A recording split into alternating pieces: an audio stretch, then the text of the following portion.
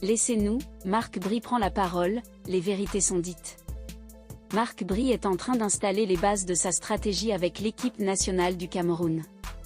Le technicien belge a surtout souligné le fait qu'il faudra du temps pour établir sa vision sur cette équipe qu'il juge talentueuse.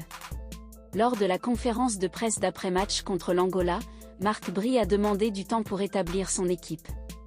En effet, après une victoire facile contre le Cap-Vert samedi, 4-1, le Cameroun n'a pas réussi à reproduire la même performance ce mardi face à l'Angola dans le cadre des qualifications pour le Mondial 2026, 1-1. Englués dans une crise profonde entre le ministère et la fédération, les Lions indomptables ne sont pas parvenus à se rassurer sur le terrain. Marc Bry demande du temps. Cependant, adossés à une longue tradition de refus de la défaite, les Lions indomptables ne sont pas du genre à s'effondrer. Ils auraient même pu revenir de Luanda avec une victoire, validant ainsi les débuts prometteurs du nouvel entraîneur controversé Marc Bry, qui avait commencé par un succès convaincant face au Cap-Vert, 4-1, samedi dernier. Le technicien belge, qui n'a pas eu suffisamment de temps pour travailler, reconnaît qu'il y a beaucoup de talent dans cette équipe. Il y a assez de talent dans ce noyau. Est-ce qu'on peut encore l'améliorer? Bien sûr. On a travaillé 5, 6 entraînements seulement, on a joué 2 matchs, 4 sixièmes. On a prouvé. Laissez-nous travailler. Donnez-nous un peu de temps, a-t-il confié en conférence de presse. On ne peut pas comparer nos 2 matchs, ils sont complètement différents. On a joué le premier match à domicile avec un grand soutien de nos supporters. Ici, ce n'était pas simple face à une bonne équipe avec beaucoup de vitesse et de jeu vertical et en profondeur, ajoute-t-il. On doit être déçu, mais d'un autre côté, on a pris un point face à une équipe qui est bonne, mais on a eu 5 très belles occasions, si tu marques encore une fois, peut-être que tu gagnes. Je suis déçu du résultat, mais d'un autre côté, je suis fier de la manière de jouer de l'équipe.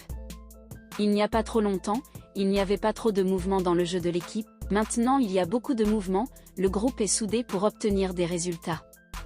Alors, je suis déçu qu'on n'ait pas pu donner ce résultat, mais d'un autre côté, je suis heureux de la manière de jouer, de se créer des occasions, a déclaré le sélectionneur des Lions indomptables. Marc Bry et la pression constante. Il est à noter que malgré ce nul au goût amer, le Cameroun reste en tête de son groupe avec 8 points, et pour certains fans de la tanière, ces 2 performances présagent des lendemains meilleurs sous la direction de Marc Bry. Après une CAN ratée en début d'année, l'équipe du Cameroun s'est parfaitement relancée samedi lors des éliminatoires pour le Mondial 2026. Victorieux du Cap-Vert, 4-1, les Lions indomptables ont repris la tête de leur groupe. Ce succès convaincant s'est produit malgré le conflit interne entre le président de la FECAFOOT, Samuel Eto'o, et le sélectionneur Marc Bry.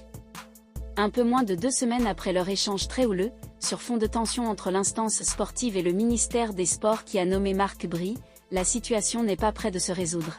Après avoir menacé de ne pas inscrire le staff du technicien belge, privant potentiellement les adjoints de banc de touche face au Cap-Vert, la FECAFOOT a fait parvenir aux joueurs un nouveau courrier en forme de rappel à l'ordre, selon les éléments publiés par le média local Canfou.